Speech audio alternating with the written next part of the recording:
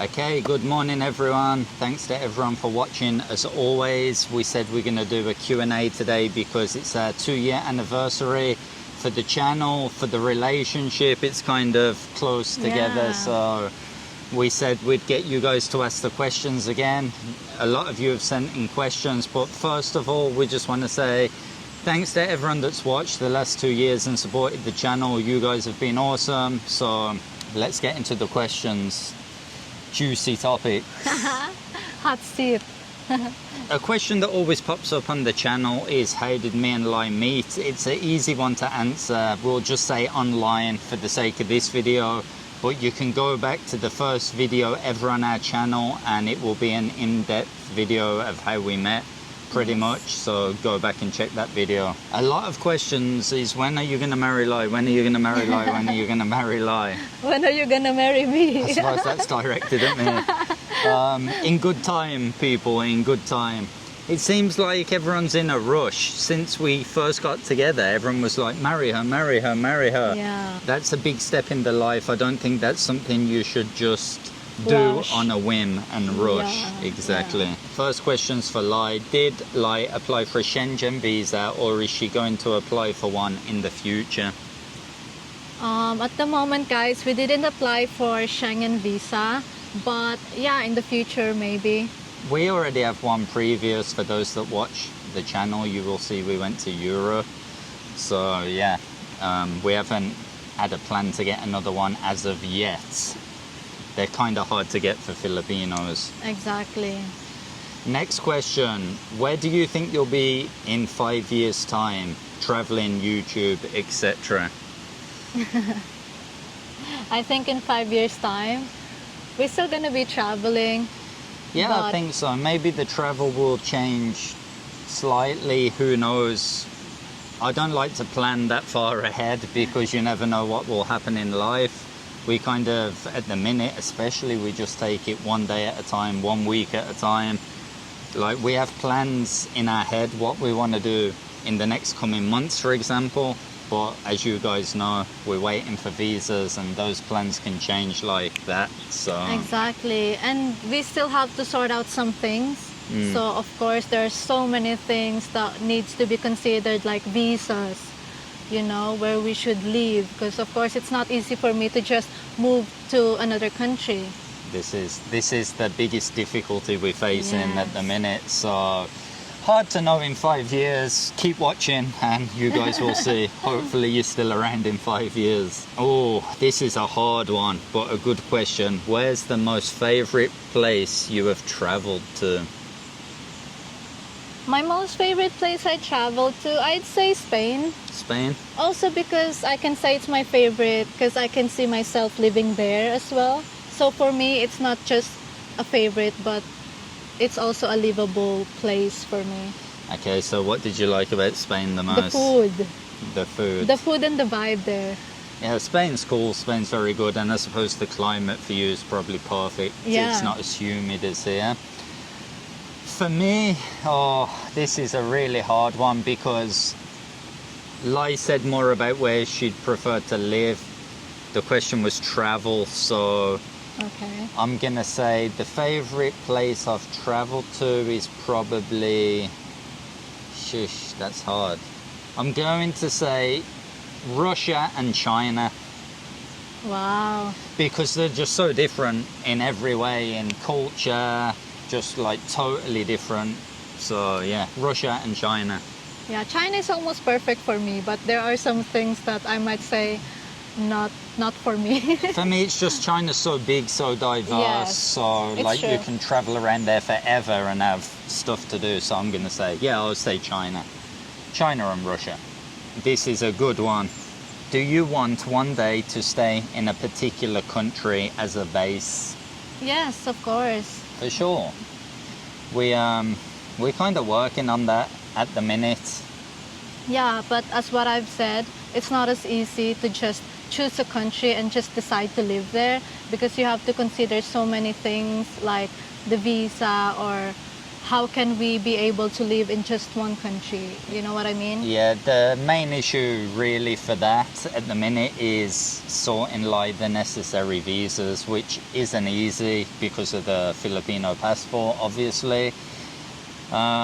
We have been to many countries last year, and we have a few countries in mind where we would like to base. Yeah. We're gonna probably have to return to a few of those countries this year to double check and everything, but we do have some things in mind. We're not gonna overshare right now, but of course we would like a base in Asia and a base closer to Europe so we can go between the two easily. So yeah, of course it's nice to have your own place, own living space, and some downtime in your own comfort, because at the minute we just go from condo to condo and Airbnb to Airbnb, hotel to hotel. Yeah, we don't have a proper address.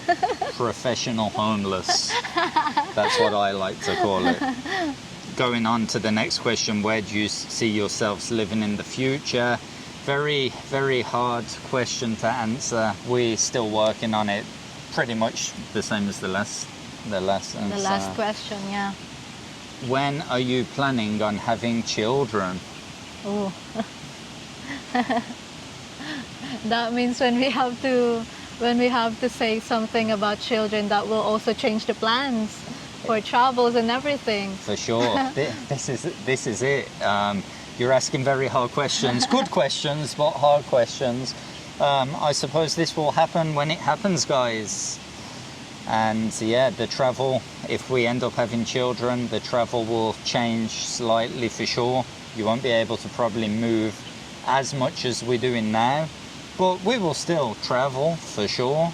Maybe not as intensely, but we will still travel. But I guess that'll tie in more to when we have a base. It will be easier to have kids because you will have a base to go back to for like 3 months and relax. Then you go for like a month on a trip, come back, relax, edit all the videos. That'll be more the structure, I think, when the time comes. Just keep on watching, guys. Keep on watching. We will update you whenever, well, you will see, I suppose, as well. Yeah, I mean, many of the questions are the same, like when are you going to marry, where do you see yourselves living in the future, da-di-da-di-da. You guys putting Tom on pressure, huh? Yeah, I know, all the pressure's on me. Well, as it should. Any questions need to be directed at Lai. Question directed at me. Congrats. Wish you success in life. When and why did you get into vlogging? I'm pretty sure you had a decent job back in Ireland, and considering the risk, failure, success, what was your motivation? Good question. That's a good question. Basically, I had many jobs when I was in Ireland. I worked in hotels, in bars, in construction, as a barber.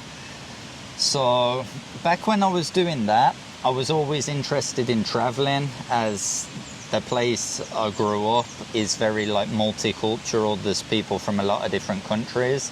So I started traveling kind of early on, you could say, to places like Poland and different countries around Europe, and it kind of got me into the travel bug. And then I remember my first trip in Asia was to Thailand like years and years ago. I think I was nearly 17 or 18 at that time, like really young. And I just remember really loving it, the difference in culture. And then I would come back to Ireland, work, save up, and every year I would try and go there for like a month. And then I think I just wanted to find a way where I could travel full time. And then I just fell upon vlogging in COVID and said, this is the best shot. Really, I have to move around how I want to move around and maybe live as free as you can. So yeah, that's why I pretty much took up vlogging. I mean, I could have stayed working in Ireland and just done a trip 1 month, 2 months every year, but I didn't like just going back and like grinding it out for months just to go on, throw all the money on a 2-month trip. So yeah, that's pretty much why I started up the vlogging. What's the name of the condo building that you stay in Bangkok recently? I'd love to get an Airbnb there. Okay, Lai, you can give some good condos that the people can stay in Bangkok. Oh, there are two only condos that I would recommend you guys to stay. The two condos are the Line and the Room in Prakanong area. It's the best location ever. It's nearby all the restaurants and local food spots and all the good food searches around there. The Rose Lane Burger. I kind of miss that. Yeah, so those two, and it's also nearby the BTS Prakanong station, so pretty handy. Yeah, very close, so you can get to the centre very easy. We always choose to stay in Prakanong because it's not hectic there in the evenings, but you have everything you need. Yeah. And you can be in Asak and Nana in less than 10 minutes, pretty much. So next question from Irish Rolling Stone. Happy 2-year anniversary. Thank you. Thank you. Your journey has been an inspiration. Another hard question, but a good question. After a decade in Asia, I'm looking for my next abroad chapter to beat the boredom. Based on what you've learned in the last 2 years, would you pick Australia, New Zealand or Ireland for a fresh start? We've never been to New Zealand and Australia, but it's interesting countries to visit as well. But I would say Ireland because Ireland has been my second home. I have my family there too, and I guess it's the same as Australia and New Zealand when it comes to the nature, the green sceneries as well, apart from the weather, I guess. But yeah, I'd say Ireland. Okay, interesting. So I'm kind of torn with the living situation because I love Southeast Asia, but I don't want to live here full time, which might shock many people. But like everywhere, there's pros and cons to live in. I've been in Southeast Asia for a good 6 to 7 years at this point, between different countries. They all have different pros and cons to live in, but to live full-time here, it's probably just not an option for me. I think first-timers that move to Southeast Asia just love the like tropical weather and they fall in love with the scenery and the culture. Everything's different. But when you've been here for years, that kind of fades off fairly quickly and you start to miss some comforts from home, like just genuine interactions with like your people. You do miss cold weather, I'm gonna say it. It was nice when we went to China and could walk around and it was cold. Here's hot and humid all year round, so I kind of am leaning towards now more like a country that has all seasons, you know? Like countries in Eastern Europe, for example, where you get proper summer, winter, autumn, spring. So yeah, I think it's gonna attack a lot of the questions previous as well, that we want to base ourselves part of the year in Europe and part of the year in Southeast Asia, so we have a nice mix of both, and then we can travel to surrounding countries whilst we're there. Yeah, it's always nice to come in Southeast Asia every now and then, also because of the people. I feel so much difference with the people while traveling around. I can tell that people in Southeast Asia are more helpful and warm and welcoming. So for me, that's always what I want when it comes to people. You know, you feel more safe and comfortable. So yeah, in Europe, you guys are so different. Europe's different. But we just need a nice mix. That's what we're looking for. We still have a lot of work to do this year to find that nice mix, but we will do it for sure, you know. For sure, yeah. We've got a couple of countries in Europe in mind. In Asia, pretty much only one, maybe two countries in mind. Yeah. I don't think you will guess where. I think you will guess where, actually, maybe in Asia. Next question, when will you go to Japan? Well, this is why we sat now in Samal. We are currently waiting for Lai's visa to return, and it's at the discretion of the embassy. Yeah, we just have to wait, guys. And they told me it's just gonna be for 3 weeks, and the reason why we wanted it to become quicker is that we want the weather in Japan to be cool. So as much as early as possible, you know, we want to come there on a spring season. But if it's gonna be summer, I don't think we can go to Japan. This is the thing, it all depends on Lai's visa. We're not sure are they going to grant a single entry, multiple entry. We've heard stories where when people have a good travel history, they get granted 5-year multiple. So if she gets granted that, fingers crossed, we can go whenever we want. Hopefully. We don't want to be in such a rush to go, like prices are absolutely crazy when you book so close to the time. So we're not sure. Like I said, it's very hard to answer. We do want to let you guys know where we travel to next, but it's near enough impossible to answer. I planned when we last left Philippines that we will not return to Philippines this year, and look where we are. Yeah, because apparently I always have to come back no matter what, just for the visas. Lai always has to return for visas, so you can only do certain visas outside the country. So yeah, we don't even know where we'll be next month, so it's near enough impossible to share with you guys. Just stay updated and follow our Instagram, our TikTok. I'll put it up on the screen. I'll put the links in the description as well, and follow us on there. You'll see what we're doing more up to date and where we are when we're actually there. Although our YouTube videos are pretty much up to date now as well. Yeah, we're up to date. We kind of fell off. We fell behind because of life and plans failing, etc. Plans changing. Yeah. And the next question is, what is your favorite country to live in? So we had a previous one about travel, and this one's to live in.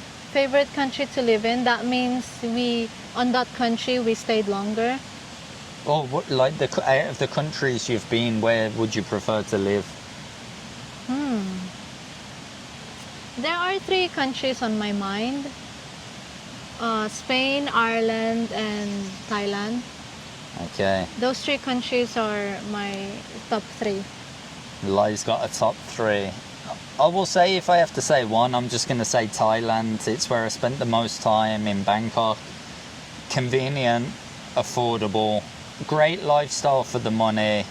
You can get food from all over the world, just really good place to live. The only downside is air quality, and people are saying they're rising costs, but for me, I don't see that as such a big deal for the quality you get for your money. So I'm going to say Thailand for now.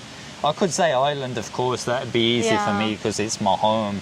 Like I could say the Philippines, it would be easy for her, but I will say Thailand, and in Europe I will say Spain or Serbia. Oh, interesting. Yeah, Serbia. I forgot about Serbia actually. It's also on the level of Spain when it comes to the peacefulness. Yeah. And Ireland when it comes to peacefulness. And getting older, I've noticed I'm not becoming a fan of big cities. I just want a peaceful place where I could have my own peace and quietness. So that's why I said Spain and Ireland. I think they're great to travel in. The big cities for content and for travel videos, because where most people want to visit. But to live, I would prefer to live in a more quiet place too. Maybe like where my house is in Ireland. Yeah. Nice little town, gets busy in the summer, but super peaceful at the same time. Around a lot of nature. Okay, next question. I suppose this is the burning question many people want to know. Do your current viewing figures merit providing your lifestyle? I'm surprised it does. I would like you to answer honestly. I would let Tom answer that. So, of course, many people wonder, we get paid from social media, it varies, so it's impossible for me to share with you guys. Some months can be good, some months can be bad, but we get money from those who like the video, hype the video, watch the video. Obviously, everyone always says, oh, the more views you get, the better it is, but that's not necessarily true. What matters in YouTube is the amount of hours the people watch your video for. So basically we get paid from YouTube, we're monetized on Facebook also, TikTok also. So we try and get bits from everywhere. It's not the only thing we do.